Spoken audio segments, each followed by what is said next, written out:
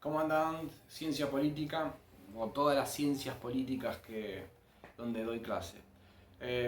Bueno, este video es más que nada para la entrada en escena de ponernos a tiro con qué es la ciencia política. Esta cuestión de herramienta social, para qué es, de dónde viene, cómo surge y sobre qué trata.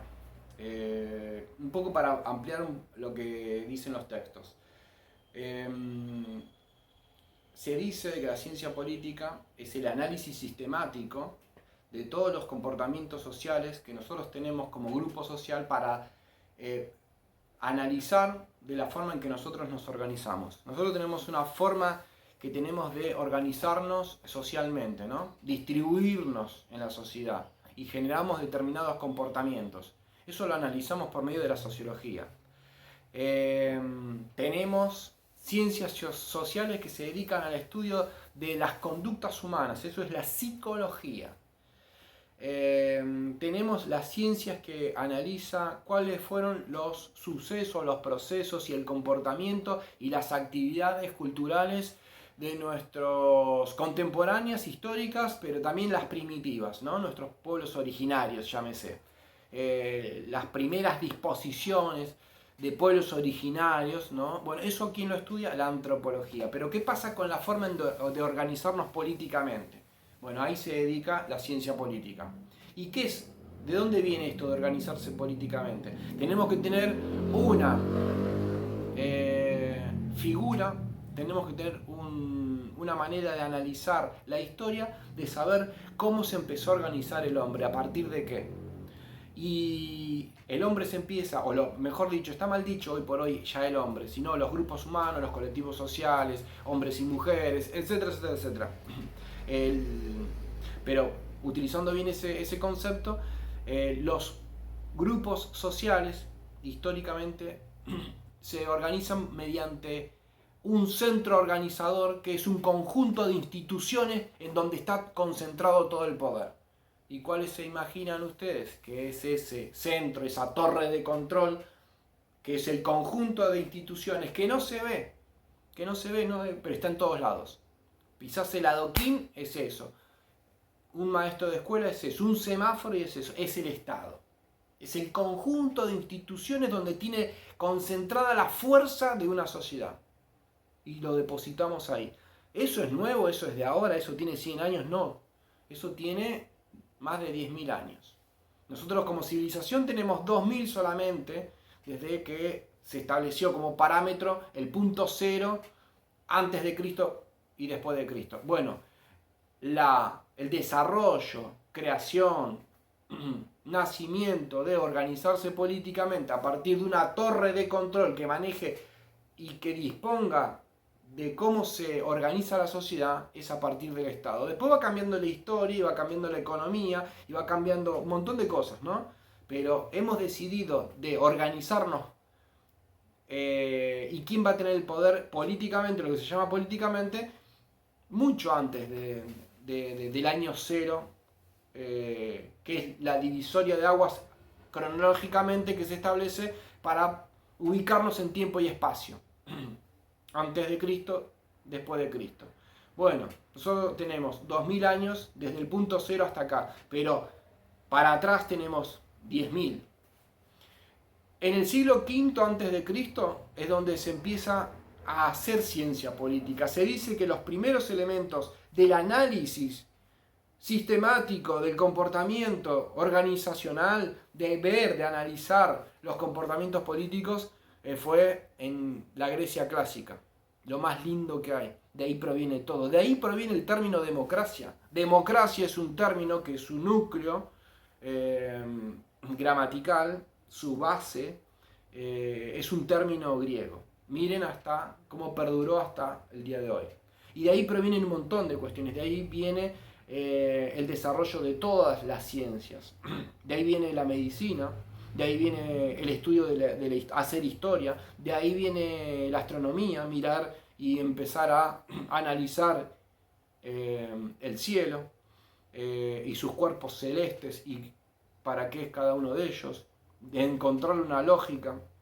empieza a analizarse o empieza el surgimiento de la filosofía, que no es una ciencia, pero es la madre de todas las ciencias. ¿Por qué no es una ciencia? Porque la filosofía se encarga de interrogar, de cuestionar constantemente y a toda la ciencia. Che, ¿para qué vas a descubrir la vacuna? ¿Para hacerte millonario, un grupo social en base a una catástrofe humana? ¿O para que se salven 500 millones y millones de habitantes en el país? ¿Para qué la querés?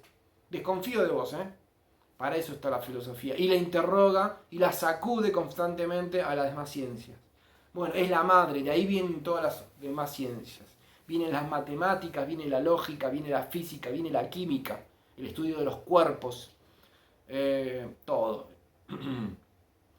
Y de ahí viene también esto de, se empezó a rastrear y ahí viene el tema de Aristóteles que empieza a analizar las primeras constituciones. Agarra y dice, bueno, tiene que ver también con la geografía de lo que era Grecia. Grecia, por su composición geográfica, es el conjunto de pequeñas ciudades porque son todas islas y que están todas hermanadas, están todas confluidas en una misma nación, pero que son pequeños distritos. A eso se lo denominó polis. Y entonces cada una era independiente o es independiente y entonces establecía su constitución. Aristóteles, con el ánimo de establecer cuál era la mejor que trataba de desarrollar de mejor manera las decisiones que se iban tomando, empezó a estudiar, bueno, ¿cuál es la mejor constitución? Y entonces ese análisis sistemático se lo denomina como que es el primer estudio, uno de los primeros, el nacimiento de la ciencia política. Algo que haciendo ciencia se establezca de manera experimental para tratar de establecer cuál es la mejor manera de corregir o de implementar el poder. Ya existía lo que es el Estado para ese momento. Así que bueno, ¿qué analiza él? Analiza las polis. ¿Y qué son las polis? Bueno, tiene que ver con Grecia, con que eran ciudades-estados, con que eran pequeños territorios, esas pequeñas islas en donde se organizaban no más de 1000 personas y donde las decisiones eran tomadas democráticamente, entendiendo por democracia lo que ellos entendían por democracia y no lo que hoy entendemos nosotros, pero era la forma pública de tomar las decisiones o las mejores decisiones. Entonces, como la democracia o las decisiones se tomaban de manera directa, a mano alzada, y la palabra cumplía un rol protagónico, importantísimo, ¿por qué? Porque había que convencer en una plaza pública al resto de los ciudadanos de por qué había que tomar tal decisión. Después se votaba y se votaba a mano alzada y eso se llama democracia directa. Hoy tenemos lugares donde se implementa democracia directa, pero esos lugares no son los lugares en donde se manejan las mejores decisiones ni de países ni a nivel internacional, ni a nivel global. Pero no es la que primó es otro tipo de democracia que ya lo vamos a ir viendo, que es la democracia representativa. Estas pequeñas ciudades, como eran no más de 1000 personas, y no eran más de 1000 personas porque además de que era la totalidad de sus habitantes, tampoco eran, no pensaban ellos de que sea de 2000, porque si no era imposible tomar las decisiones a mano alzada. Miren la lógica, ¿no? El compromiso con su territorio, con su gente y con estas cuestiones de la política, de lo público. ¿Qué hacemos con lo público? ¿Qué hacemos con el interés de todos? Lo público es el interés de todos. ¿Qué hacemos con esas cuestiones problemáticas que hacen al mejor vivir? Porque no es de qué hago yo para mí, qué es lo mejor para mí. No existe tu individualidad, sino es con la individualidad de los demás. Eso es una cuestión que vamos a ir laburando, de cómo se fue construyendo esta cosa de voy a tratar de hacer lo mejor para mí, porque esto es, a ver cómo. Vos vas a hacer lo mejor para vos, y está perfecto que lo pienses, en función también de las decisiones y de cómo se vayan resolviendo los problemas colectivos de tu grupo social, de tu país, de tu mundo, de tu sociedad, o de tu pueblo. Pero no hay salida individual. Ellos lo tenían bien clara esta situación, y entonces entendían de que la cuestión pública era la cuestión de todos. Y resolver la cuestión de todos, la cuestión pública, iba a resolver la cuestión individual. No existía lo individual. De hecho, De hecho, se privatiza después, más adelante, por meter un ejemplo o una palabra moderna, se privatiza el concepto de la política como algo público. ¿Y la política se privatiza en qué sentido? Se privatiza porque quedó en manos de una élite. Ahora es imposible penetrar las esferas del poder y decir, yo opino tal cosa. No. Ahora hay un mecanismo por el cual tus decisiones quedan en la puerta de un congreso o de un representante ejecutivo, un poder ejecutivo, y tu decisión tiene que esperar 4 años para que se vea reflejada más o menos en lo que vos querés. Son sistemas determinados que se fueron construyendo a nivel histórico, pero se privatizó las decisiones. Ellos, en realidad, lo que hacían era público, las decisiones eran públicas, y lo que era mejor para todos era lo mejor para la familia griega, o para la familia ateniense, o para la familia de cualquiera de las ciudades de Grecia. Eso es el compromiso que tenían con la política. Ser ciudadano era ser un hombre político.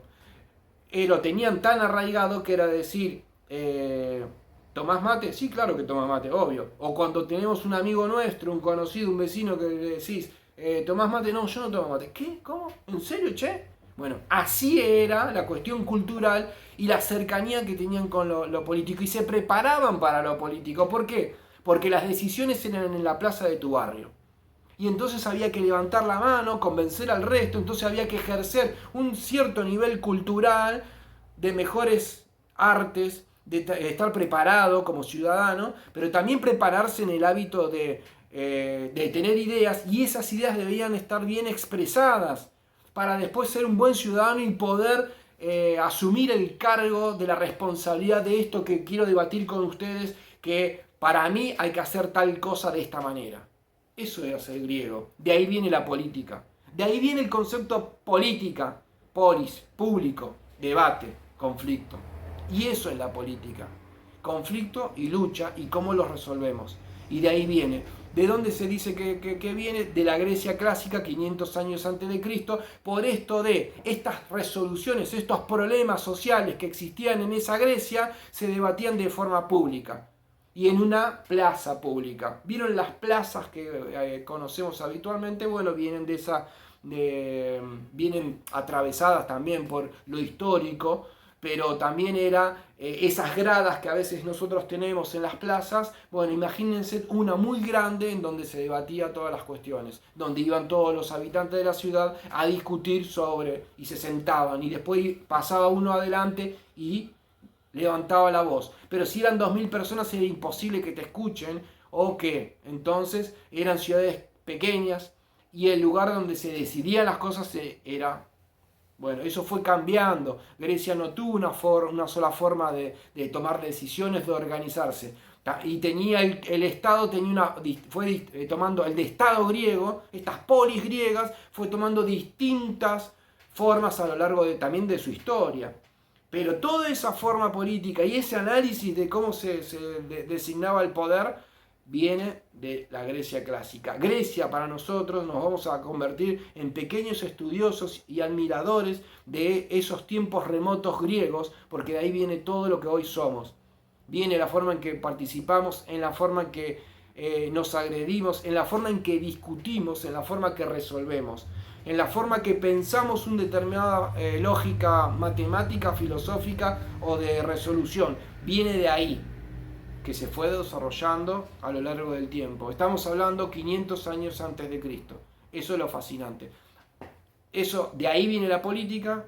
¿Y para qué sirve? Para tomar resoluciones. Después tenemos otros problemas. A nosotros nos echaron de la política. Entonces más de uno de ustedes, no, para mí la política es algo aburrido, es algo que son corruptos, que toman decisiones, me cansaron. Tiene toda una cuestión negativa y que me parece muy bien. Me parece, no sé si bien o mal, me parece más mal que bien, pero lamentablemente es un hecho que la gente termine sacando esas conclusiones. Nos han echado de la participación política. Nos da vergüenza definirnos políticamente. Y cuando lo hacemos con una arrogancia determinada porque no estamos acostumbrados al debate político. Lo hacemos desde la fuerza, la tensión, el odio. Y la verdad que no, la verdad es que está buenísimo que vos pienses como pienses y que trates de entender desde qué lógica y entender la lógica del cual el otro también me está hablando.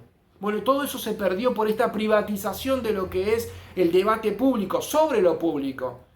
Y ese debate sobre lo público está dividido en pequeñas partes que hoy conocemos como partes políticos.